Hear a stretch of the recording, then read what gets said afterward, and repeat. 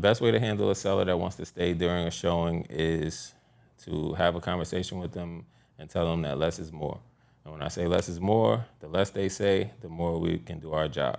So that buyer is coming with, in most cases, with their own realtor, who is that buyer's agent to show them around the house and explain to them, the neighborhood, the market, the features of the home.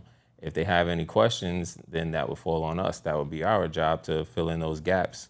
But you definitely don't want to say anything that deters that buyer from wanting to buy the house. So in most cases, that's what happens if a seller stays during a showing or open house. They feel obligated to tell the buyers about every single little nook and cranny about a house, where they don't need to know all of those things. Everything that we wanted them to know about the house is in the listing. All the features, all the amenities, all the stuff about the neighborhood, and close to all the shopping and whatever else we put is all in the listing.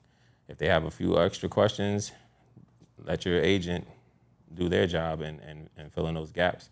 But you definitely don't want the seller saying too much where it can, potentially make the buyer walk away.